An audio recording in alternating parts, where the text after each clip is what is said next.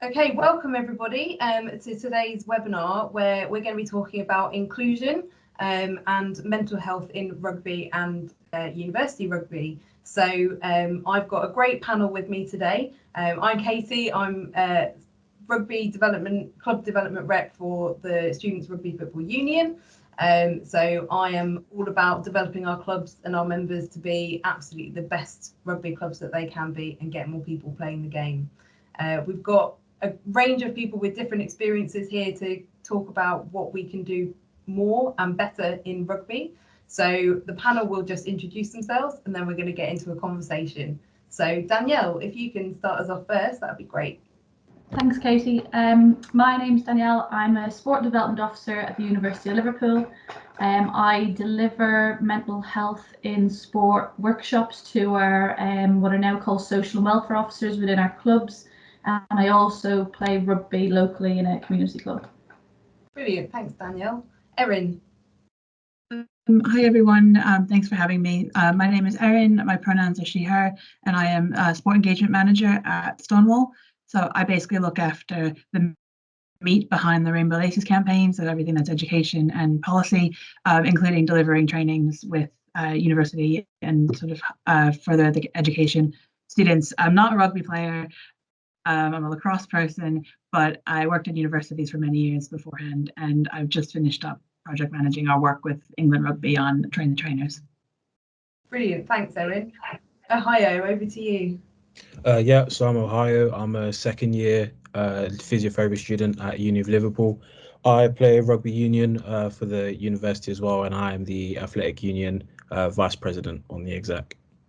Oh, great. Paul? Hi there, I'm Paul O'Reilly. I'm one of the players in the fourth team at King's Cross Steelers, the world's first gay rugby team, and I was a part of King's Cross Steelers' pathway to rugby. Thanks, Paul. And last but not least, Tom. Hello, everybody. My name's Tom. I'm the Club Development Officer at the University of Birmingham, and I'm also deliver student minds mental health training as well. Brilliant. Thanks, everybody. So part of the reason why we brought this panel together is because not only in the current circumstances, mental health and inclusion and participation in sport at the forefront of many people's minds, but for rugby as a game, as a sport, we know that there's a lot more we can be doing around inclusion and diversity and making sure that as many people as possible have access to the game that we all love. So really want this to be a conversation about where we think the challenges lie, as well as where we know that there's really great stuff already happening. So people that are watching this webinar can maybe get some ideas about what they can do, and also maybe opportunities that are going to come up in the future for how we can improve the game for everybody. What I would really like to start with, I guess, is asking you all why you think, either in your role or kind of your personal experience, it is so important that we spend the time focusing on inclusion and diversity. You know, what do we think the benefits will be to the game, or to the students, those of you that work in university sport? What's the key driver for you guys? Erin, I might start with you if that's okay. Is day job? Yeah, it's thank you for bringing that up. So I think it's just so important that, you know, sport provides a community for people like no other, and you know, you can only really get the benefits of communities and being with peers if you're able to fully be your authentic self. And unfortunately, we know that in sport and rugby, you know, but in other areas of life overall, which sort of trickle over into sport doesn't exist in a vacuum. You can't sort of completely drop your baggage when you step on the pitch. We know that we live in a society where people aren't able to fully, you know, experience the same benefits across the board. So whether or not it's people not wanting to come out, or, you know, experiencing actual homophobia, biphobia, or transphobia off the pitch, or whether or not it's racism or sexism or ableism, you know, these are things that really sort of are unfortunately things that we all have to deal with. And the more awareness and the more discussion that we start to have around these challenges and the barriers and how they actually manifest. It doesn't always turn out to be somebody, shouting a slur at somebody. It often is, and that's awful, but it's often just maybe somebody being a bit more withdrawn or exhausted, or not physically being able to get to practice, or not being able to afford something because of some various different systems at work. So rather than sort of dismissing somebody from the beginning or making it seem like it's not something that people can access, it's about having the conversations to really welcome people into the community so that everybody can access it. And then, obviously we all win when we're all supporting each other. And I think it's really interesting what you said there around welcoming everybody in, and that community of support, especially in the current situation. Even though we're not physically together, we know that being a member of a club still offers a huge kind of support network for people that are maybe dealing with situations now back at home that they were away from when they were at university, or that they thought they would get away from when they went to university and now aren't able to do. So yeah, really, really interesting. Any of you want to kind of pick up on Erin's points? I can. It's an undeniable key transition point for students when they begin university, and there's that air of vulnerability about. So if you're one of those clubs that are able to make them feel more welcome, that's always a bonus. It's to settle in quicker, and it's even little things like if you're in your third year, you've only just realised where the best place is to go shop for cheaper food. You could have worked that out in the first year had you met the right people, because you join a sports club and it becomes 9 times out of 10, I would say, a core social group for you. So if you're having pressures from home life or whatever, you've got those group of people to talk to, and you're in that environment that makes you feel comfortable, which I think is one of the key things that some clubs miss the importance of it, and is having those leaders in place who know exactly or have an idea of how to treat their students and their members, because some of these will be the first people from their own families to go to university as well. So it'll be brand new and no one will be able to tell them what it's like before. And so there's that responsibility that clubs do have when students begin their new adventure. And was that one of the drivers, Danielle and Ohio, for have you recently renamed your welfare officers? Is that a new move? Is that something you've recognised in the student body, or? Yeah, I think around about 2-3 years ago, we started realising as a department maybe that we needed to work a little bit more on the side of kind of our support services, linking up better with them. We had cases of students coming in and just not knowing really where to go or who to speak to about certain issues. So myself and 2 other colleagues actually went on the Student Minds course, which is a workshop. It allows us then to deliver workshops. And around that, we just found out like a wealth of information that we just weren't aware of beforehand, even in terms of being able to signpost students to various websites, or giving them phone numbers, and then actually it made us delve more into our own support services within university and start having those relationships and picking up things on that. So then when we looked at our committee structures, I think this is going back maybe 2-3 years now, we looked at our committee structures and realised that I guess as most clubs have that age-old social secretary role, and I think maybe a few years ago, 10+ years ago, it was more of a thing in terms of a party kind of role for a student to take on.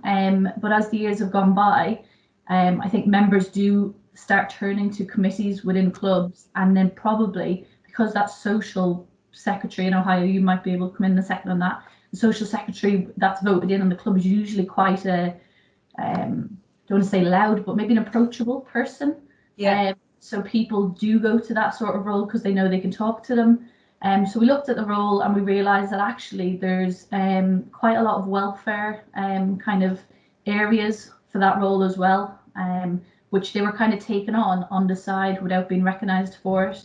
So we did do some consultation with clubs and the AU committee that we had at the time, and we realised that not that there isn't a need for a party person or a social person, but really you could also incorporate the welfare side of it. And some clubs then chose to have maybe 2 or 3 of them instead of having all the pressure on one person doing them. It also coincided with our committee positions going on a HEAR report, so Higher Education Achievement Report.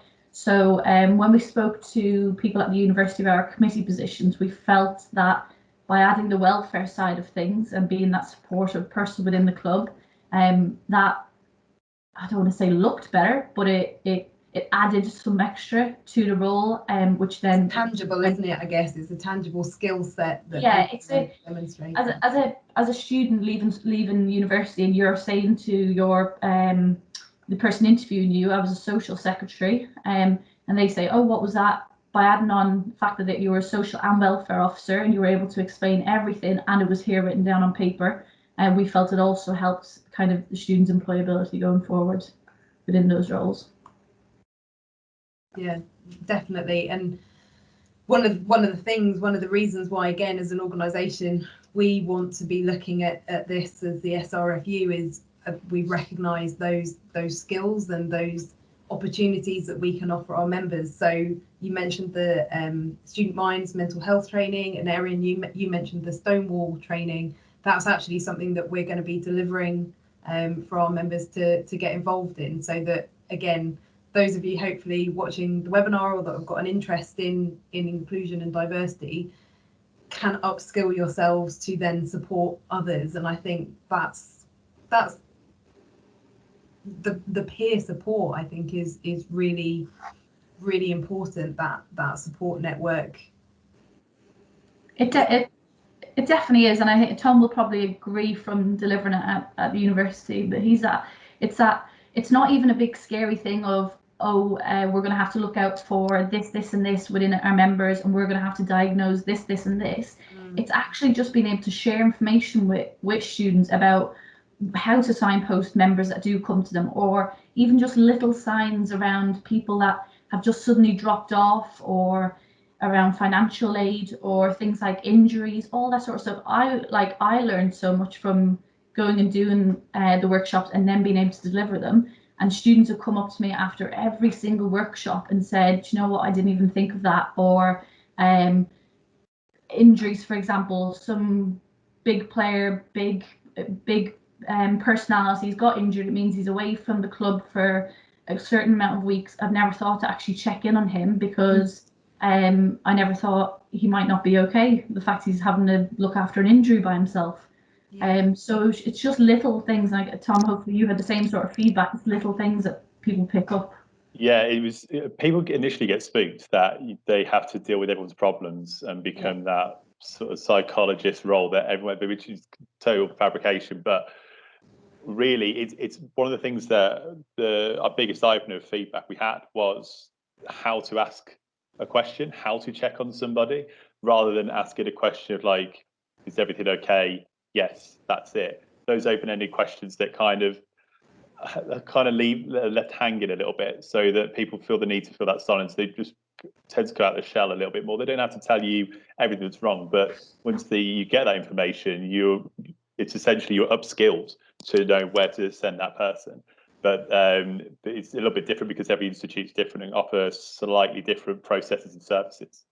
They definitely, and I know, Erin, that's something that we've talked about with how, you then take the information back to your own institution and maybe ask those questions. And really interested in what you were saying, Danielle, about, giving people the skills to ask the questions and to listen to what people are saying, because at the heart of inclusion and diversity is, speaking to people and understanding them and where they're coming from. The conversation around intersectionality of issues and how we support everybody to make the most of the opportunities open to them wherever they're coming from, whatever their background.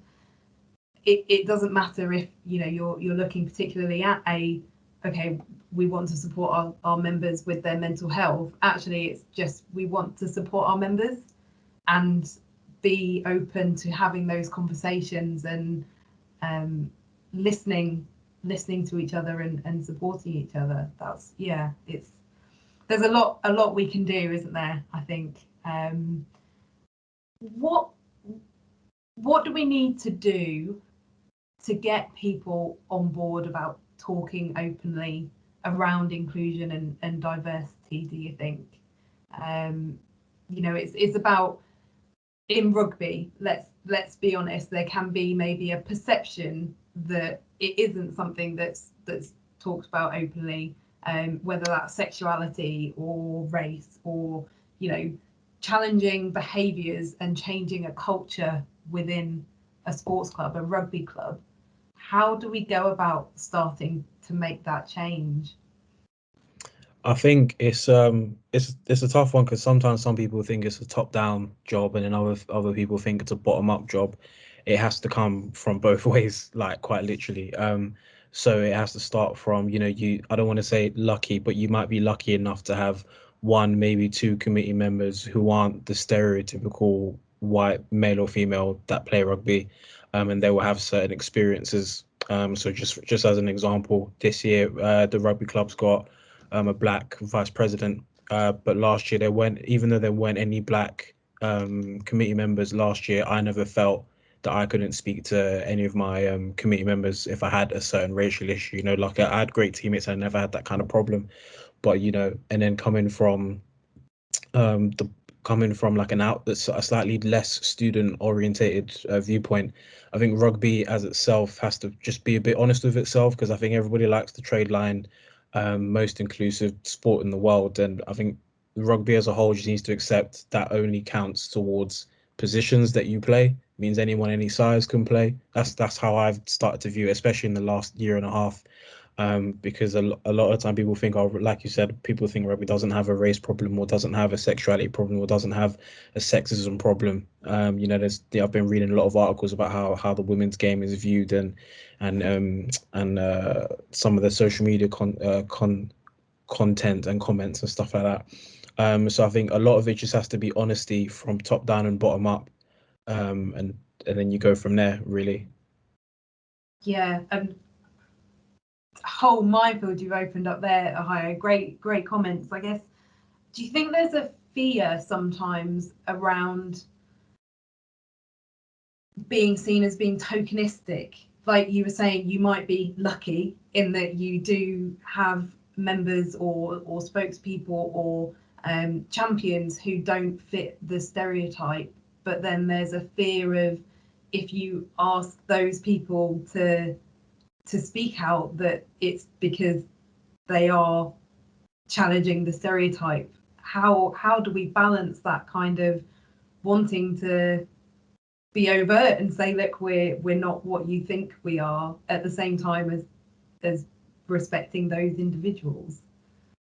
I think I don't want to, honesty is going to be my favorite word by the end of this, but I think it's a case of, if you do go to those people, I don't, that's just as an example, I don't feel Danielle asked me to be here because I'm black. Do you know what I mean? There are plenty of rugby players that she could have picked from. Of course, I'm on the AU exec and I also happen to be black, for example, but it's a case where if someone was scared that it looked like they were picking this person because they fit a certain characteristic, the person would, at least if you just said to the person, look, I feel like this is going to sound coming better from you. I don't feel like I'm necessarily equipped to speak on behalf of your community.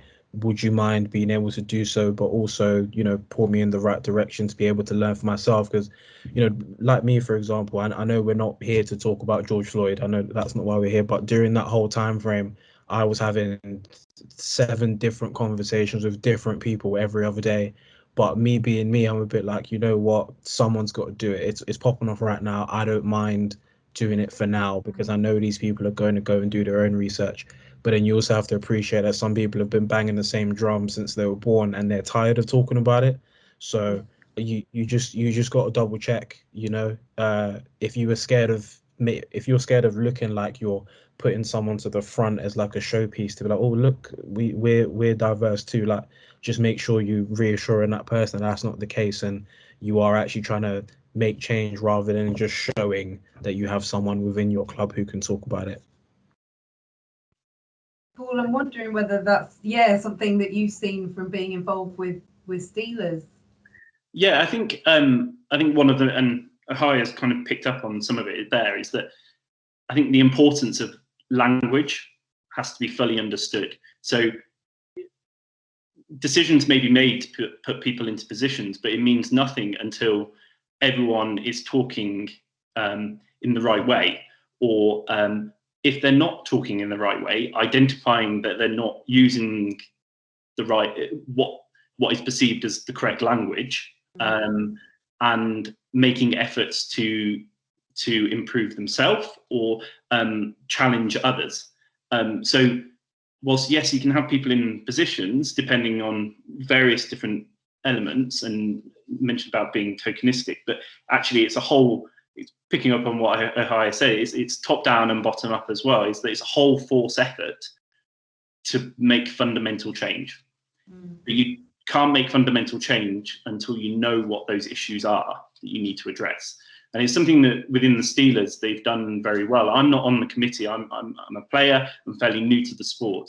But as issues have arisen, the club exec have challenged the norm. And even within the Steelers, it was identified there were issues. And you know, it pitches itself as the world's first gay rugby club, but there are underlying tones and social issues that people come up against, even being part of an all-inclusive club. And it's really, it's made it clear to me that the club exec have taken steps to identify what the issue is. They've communicated that to the team, and then they will make steps to make sure that things are followed through on that. It doesn't mean about putting people into positions. It's about working together to improve the situation, whatever that situation is. Yeah, and again, it's all encompassing, isn't it? It's the leadership being brave to challenge and to identify, like you say, even in an all-inclusive club, that there are still areas of inclusion and diversity that need to be addressed, and it's a constant. It isn't we've done this thing once and therefore we're done, we're sorted, everything's tickety-boo, we're great. Yeah, and again, the language, and for me what I'm hearing is still around the working with individuals and taking the time and making the effort to understand what is right or acceptable or for that person at that time. There's no kind of, like we say, one size fits all. It's an ongoing process. Just on that point there, I listened to a podcast the other day, and it was, I don't know if I pronounce his first name right, I think Siya Kolisi, and he was the first Black South African captain. I think 2 years ago he captained them, and his main point in the podcast was that he wasn't made captain just because he was Black and it was going to be South Africa's first Black captain to have. It was his leadership skills that got him there. He said he goes into a changing room and he makes sure that every single player in there knows that just because they're rugby players doesn't mean that they can't open up, they can't have emotions, they can't cry. He says he wants players to approach him, to have a cry with him, to show their emotions, to talk about what might be going on at home, off the pitch as well as on the pitch. And he was quite adamant. He said, of course, he's proud in that position that he was the first Black captain, but that's not why he got to where he was. And I think it was really, if anyone gets a chance, you should go and have a listen to some of his interviews, because he spoke really, really well. I was quite moved after listening to him, actually, because he talks about his home life and stuff as well. But yeah, it just showed that it was more about his actions and the way he is as a leader that got him elected into that role. Yeah, and again, that leadership thing, the idea of our club leaders, our team leaders, you know, from my perspective, the leadership of the SRFU, we're actually currently recruiting for people to be on a inclusion, equality, diversity working group, because we know we need to lead by example in a lot of ways, and show what we want to do to change, and also hopefully by giving people opportunities for training and upskilling, that they feel confident to lead change in their own environments. Tom, sorry, I thought you were going to say something, and I was. You've kind of hit the nail on the head. I think the beauty of university sport is that you need leaders to step up, but then not everyone's a natural leader. Then that is where the opportunity to develop those leadership skills really come in handy. And this is a perfect platform to showcase what you could do. And I was going to come on to it later, but it's part of it's about challenging tradition in the first place. And that's been a big theme of sort of reinventing from Sport England. But it's a perfect time to reinvent, because we haven't really had much sport for a year now, sadly. So I think, yeah, there is an opportunity to reinvent what a leader looks like and how we get those individuals in leadership positions upskilled to unleash their full potential. Yeah, and this is a massive question, but I guess if we are going to see, let's say, September almost as a wipe the slate clean, like you say, the clubs that maybe have always said, oh well, tradition, we've always done it this way, maybe some of those traditions have been broken. So what would be the one thing that you would want to change or see done differently in rugby, or more broadly in sport, around diversity and inclusion? That's a really big question, sorry. Huge question. I think on the challenging tradition stuff, it's universities are naturally full of progressive thinking students anyway, who are encouraged to think creatively, and they're those that are affected by it. The staff members, we kind of see the change, and we kind of facilitate any change that they require, or anything that they want to see, in a sense. But I think it's encouraging that creative thinking and just thinking, have you thought about this? And then encouraging people to think for themselves, and whatever happened 2-3 years ago doesn't have to continue happening. Yeah, great. Anybody else got any answers for how we're going to change the world? Yeah, just to jump in, it is something I completely echo. We're seeing a lot of sports and a lot of clubs sort of setting the reset button at the moment. We know that. And it's things like, I feel like I spent a lot of time in the last few years talking about changing facilities and how it's absolutely impossible to have gender neutral changing facilities, and it will never happen, and everything must be, men and women and only men and women. And then COVID-19 hits and only one room can be opened. And funnily enough, it's gender neutral. So, you don't need to tear down the building and build a new one. You just take a piece of blue tack and put it on the door and say gender neutral. And that's the answer. It's free. Everybody's got some blue tack. So there's these sort of, we're almost accidentally becoming more inclusive. And in some ways, there are other ways that, as we've pointed out before, where people are kind of being left behind because they're in unsafe situations. But I think there is something around making sure that our clubs are like deliberately and sustainably inclusive, and not just inclusive because there just happens to be a really friendly president, or somebody who has a certain identity is on the committee. And it's sort of it's a culture change, and as you all were saying before, really.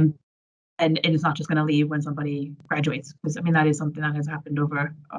We've seen it happen in universities over years and years. So that's where I think staff members, and that I completely echo what Ohio said about sort of it being top down and sort of coming from everywhere. And if you've got staff members who are in post for a longer time, it's sort of understanding where the buck stops and where you need to pass it on, and where opening those doors might come from somewhere that is unexpected to you, or because it's nothing that you've experienced, but we know the assumption about making assumptions, and what sort of how that holds us back. It's really opening up and making sure that when you are running focus groups or running consultations, that we've got people of different identities and identities that we want to hear from, so that we can open the door for things like kit tenders. Everybody hates a kit tender, right? They're awful. They take ages. Everybody ends up with clothes they hate, and sort of doesn't fit.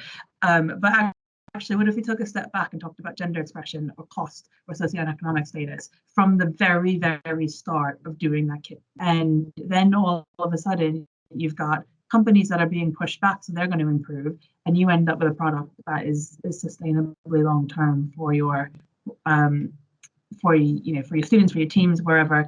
And it's not just sort of limiting people around their gender expression or their size or all these other things that we know from Sport England research are preventing people from stepping on pitches.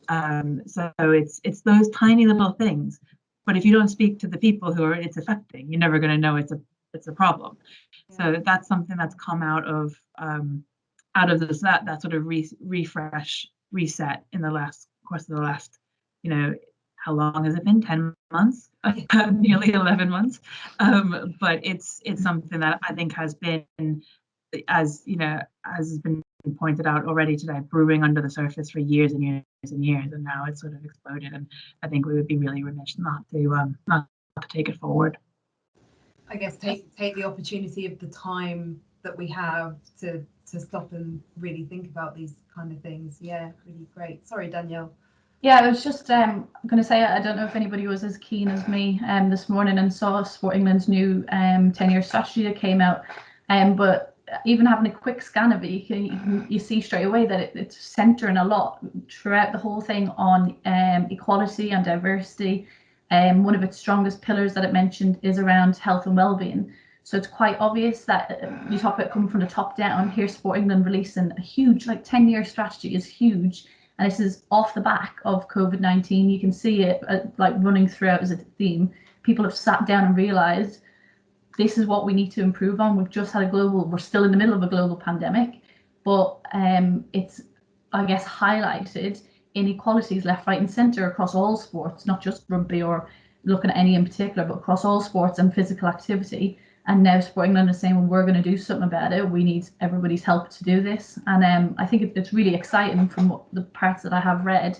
But it just shows that everybody has gotten a little bit of an awakening, I think, from the last couple of months. And it shows each sport really need to start concentrating on and looking at kind of all this inclusion and making sure each sport is including everybody. Because at the same time as highlighting all the inequalities and the challenges, we all know that everything, as we said right at the start of this, has highlighted the benefits of being active and engaged in a sporting community. So yeah, how we balance these two things out. Paul, what about your I think one of the points I was going to make there is that we've got the excitement of potentially coming back and then absolutely coming back better and improving the way that we do things. But what we've also got to do, and particularly from a community club perspective like King's Cross Steelers, is we've got to get people who were coming down regularly or not so regularly back. And we've got to be aware of, particularly on the mental health side, the impact that this pandemic has had on people who have been isolated. They may not feel safe coming back into rugby. And we've got to provide that as well. And we've got to, there may be people who are really keen to come back into or join the sport. And I think the mechanisms in community sport have to be there for people who have felt exposed or really had a hard time of it, particularly sort of from the LGBTQ plus community. There may be people who have been in households that they have not felt comfortable in, and there may be bigger changes for themselves and wanting to, say, in my example is moving to London and making a new change, and we've got to be prepared, ready to support people as a community club. And way. I think it's really interesting what you say there, because so much of that aligns with what, again, as rugby, university rugby, we kind of see some of the opportunities for what we can do to support with the links with community clubs. You know, as a few of us have alluded to, as a sector, we know, we're very well equipped in terms of upskilling people around mental health, inclusion, diversity. University sector is very good at that. And ultimately our students will be going into the community game, be going into community clubs. So how do we empower them to take that learning and those messages and actually help grow it out in the community? And again, the acceleration of community links potentially with fewer students being on campus. But if the community game gets up and running before maybe the Bucks season does, we just want people to be playing rugby. And we need to be working really well with community clubs. And when our players graduate, we've got game finders who are out helping students find rugby when they graduate. Now is the time to be helping them not only find rugby, but feel supported when they get there, because the game as a whole is supportive and inclusive. Definitely. Nice segue. Thanks. It's funny you should say that. If that's all right. Sorry. Just I think that goes back to what Danielle and Thomas were saying before around the student minds training and not feeling like you need to sort of take on basically the role of a professional counselor, and it's sort of saying, right, well, where can we start to open the doors and support the different types of experiences students are having, especially in the situation at the moment. And I just want to give a little shout out to sort of fellow international students and people who are dealing with that, or people who are dealing with estrangement, and care leavers, and all different types of sort of student experiences around having, where this is the situation at the moment is difficult for everyone, but there is disproportionate effects, as we were saying. So part of the role around the sort of student committees is sort of having those conversations and saying, right, well, what's going on, and almost opening yourself up as a leader with your vulnerabilities. Is some really interesting reading out there about how vulnerability is one of the best ways to lead. Share, open yourself up, as you're saying before. Open yourself up, see what happens, and then more and more people are likely to share like the reality of the situation, which then allows you to potentially link up with community areas who can sort of share the workload, or link up with the specialist support that students' unions are giving, or that other clubs are doing. And if you can't really fully practice, link up with other sports and see what's going on and how those sort of camaraderies can be made across the board. But yeah, just wanted to sort of particularly highlight some of those hidden challenges, like I suppose estrangement is not it's not a protected characteristic. It's not something we talk about very much, but it is something there that's going to massively impact people's mental health and is directly related to things like LGBT identities or there's a whole other reasons why people potentially go through that. But just to sort of highlight those sort of awarenesses of where then you as a club committee can sort of link up with the community. Yeah, definitely. Thanks, Erin. Sorry, Danielle, you were... I was just on your point about, I guess, the transition from university students then going into clubs. And a perfect example is the club Sefton that I'm at. Is the beginning of lockdown, we started off with our weekly quizzes. Everybody was involved. It was really, really well run by one of the girls. Committee, we're very lucky. We've got a great committee and a great coaching team. And between them and those leadership roles, they quickly realised, I think, over lockdown that we were missing something like a wellbeing team or officer or certain person. And I guess it's no surprise that the two people that we now have leading wellbeing leadership roles, one of them is a coach who is an actual current university student still. And the player who has stepped into that role is an ex-university student who was actually at the University of Liverpool and was involved in the trampoline committee for a number of years. So the two people have stepped into those roles, and people could be nominated. They could nominate themselves. There was a voting system. There was everything done properly. And the two people that are now in those roles have come, either still are or have come from university backgrounds. And they felt that they had the sufficient knowledge, I guess, and skills to be able to have those, to be in those roles, and to say to anybody in the club, if you want to chat, pick up the phone and I'll be here. I'll help you out. Brilliant. Good direct example, I guess, of the skills transitioning over. Yeah, I was gonna just go back to Erin said about people being vulnerable. I think that transitions to clubs as well. So if something happens and the club deal with it, that's something that they could own, because I think a lot of particularly university clubs use the word inclusion as a bit of a buzzword when they're advertising, looking for, which, you know, it makes perfect sense because in their minds they are inclusive, but then there's the true meaning of inclusion and the subtle ways that people might not be so inclusive, and it's making examples of that within their clubs to go, we do call it out, we show that we do challenge it. You don't have to name names. It's a simple way of doing it, and publishing those mistakes, I think, shows that those clubs do take action, and inclusion isn't a buzzword. This is how we do it, and there's definitely ways to do that where you're not hindering your own image as a club either. Yeah, great point. Ohio, I'm conscious I haven't given you the chance to give your change the world statement, what you'd like to do and see done differently. No, it's been great content. I've just been listening, to be fair. I just think my main thing is, you know, just I think it was brought up where when certain, you know, if clubs have to deal with, you know, certain incidents, or I think what is also important is that, you know, you are going to get lucky and you will have, whether it be a president or a treasurer or a social media sec, you will have somebody who is just very good at listening, facilitating conversation, etc. And sometimes you're going to get unlucky and not have those people. I think it also, you know, we want to give as much ownership to the students as possible, but you know, we also have to be ready where there's going to be certain situations where we want students to be able to turn around to us and be like, I don't know what to do in this situation. And obviously I'm sure everyone here is happy to facilitate that kind of conversation, but it's a sense of like being like more outwardly obvious that certain students can come to you. So, you know, me being VP, I know it's not quite a sabbatical role, but I've taken some of my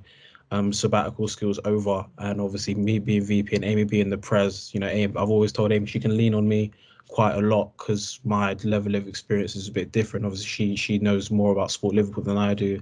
I know more about student experience than she does in some different ways, and you know, there's some clubs where we've realized some of them feel a bit more comfortable speaking to me, some of them feel a bit more comfortable speaking to her, you know, some feel more comfortable speaking to us both in general. There's some clubs we hear from a while, so we know we've got to go to them, and then eventually they can come to us. So it's just about being, obviously inclusion is great, but you know, versatility is probably equally as important, and being able to adapt to just whatever club you're having to deal with. Because, you know, no disrespect to like the trampoline club, for example, but the trampoline committee is very, very different to the rugby union committee naturally. Do you know what I mean? As types of individuals. So yeah, just being adaptable. Is there anything specific you've done as a rugby kind of committee this year? Any particular activities or like campaigns or anything, or have you just flowed with it? It's been a tough one, because the three socials, the good bunch of boys, very like genuine. Obviously, you have to be quite a sociable person to be social sec, but they ran quite a good what's it called, introduction to the freshers social on Zoom, because you know, because we can be quite a boisterous bunch, you know, sitting down on the computer and behaving yourself isn't necessarily in everyone's repertoire, but it was a very, very well handled occasion. And you know, because a lot of us in second year had thought we don't actually know anybody in first year like at all, so it was a good way to, you know, the freshers to introduce themselves, and we tend to know a fair few of them, but I know on our, I think our one of the athletic social sec, Ravni, she's been really, really good this year, trying to facilitate as many different types of socials as possible.